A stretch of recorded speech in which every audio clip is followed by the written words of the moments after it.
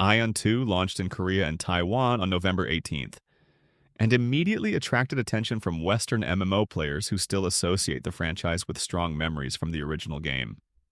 The combat system forms the heart of Aion 2, using a tab target foundation wrapped in an action-oriented presentation. It offers two control modes: a modern action-leaning mode reminiscent of systems seen in Aion, Blade, and Soul, and a legacy mode evoking traditional Aion with auto-attacks and a more classical feel. Players have access to 12 ability slots, some of which contain chained skills, and two conditional ability slots that activate only when certain crowd control thresholds or status effects are triggered. This creates a dynamic interplay between movement, timing, and situational decision-making. Dodging, self-stun breaks, and directional responsiveness are central to combat, although players criticize the slight delay at the start of dodge animations, which can feel less fluid than in some Western titles. Nevertheless, as more skills unlock and class specialization options expand, the system becomes increasingly satisfying. Each skill has multiple possible enhancements, allowing players to shape damage, sustain, resource management, or crowd control according to their style.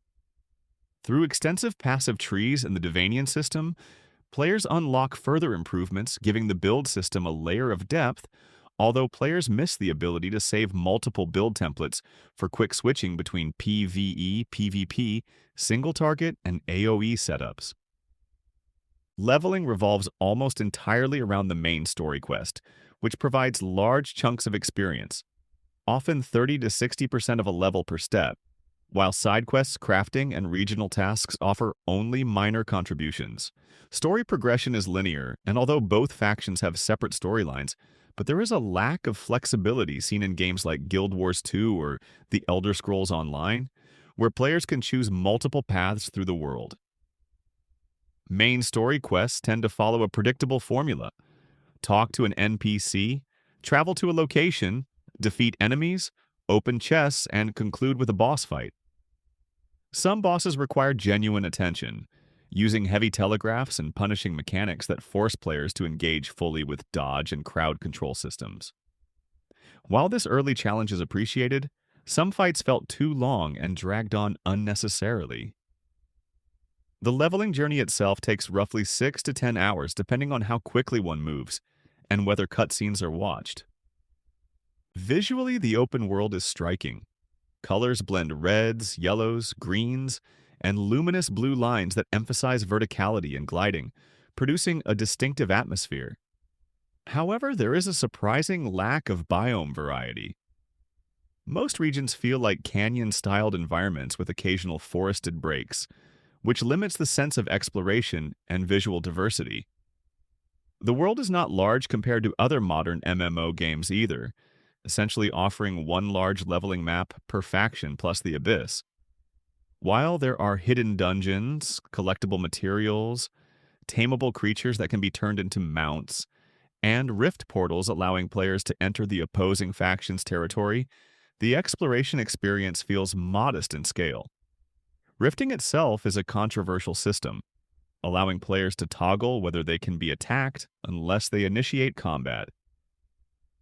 Ultimately, the open world leaves a mixed impression. Beautiful but relatively small, mechanically interesting but not rich in variety. PvE content is substantial, offering multiple dungeon types. Standard 4-player expeditions exist in both normal and conquest variants, with harder versions requiring certain gear scores. There are also solo daily dungeons built around waves of enemies, solo boss challenges called Nightmare Dungeons, timed ascension trials where faster clears yield better rewards, and group-scaled transcendence missions for 2 to 4 players. While the content variety is appreciated, daily limits, ticket systems, and energy caps restrict how much loot can be acquired, introducing a structure familiar to players of Korean MMOs. Minigames add welcomed diversity, including flight races, memory tests, and jumping puzzles, but they run only twice per hour and require a brief registration window, making participation inconvenient. PvP includes 1 versus 1 and 4 versus 4 arenas, battlegrounds with 8 versus 8 teams, open-world rift encounters, and the return of Dredgen-like mixed PvP-VE experiences. Balance currently suffers from classes with strong self-healing, primarily healers and Templars, dominating duels and small-scale fights, placing them in a league of their own. Gear progression is layered and driven heavily by crafting. Equipment drops frequently during leveling, so investing too many resources too early is discouraged. Gear can be upgraded up to 15, with guaranteed progress until 10 and diminishing success chances afterward. Failed attempts never destroy or downgrade items, reducing frustration. Mana Stones provide random stat boosts. Theostones add special weapon effects, and Soul Binding grants additional substats as items become more attuned to the character. Crafting itself mirrors systems from Aion 1. Gathering is simple, leveling gathering skills increases efficiency, and recipes require world materials combined with vendor-purchased items. The best gear in the game is crafted rather than dropped, making crafting an important endgame pursuit. Though the system is straightforward, players value its significance and appreciates quality-of-life features, such as being able to craft using materials stored in the bank. What is missing is a way to transfer upgrade investment from one item to another, meaning players lose all invested currency when moving to new gear. Several quality issues hinder the experience. The user interface, and especially the inventory system, feel poorly adapted for PC. Inventory space is too small, sorting is cumbersome, item stacking and storage workflows are tedious, and many interactions clearly reflect the game's mobile origins. Still, the game contains many positive quality-of-life touches, such as shareable mob tags, convenient achievement reward collection, and mount system polish, while avoiding intrusive pop-ups or cash shop advertisements. Monetization is the largest concern.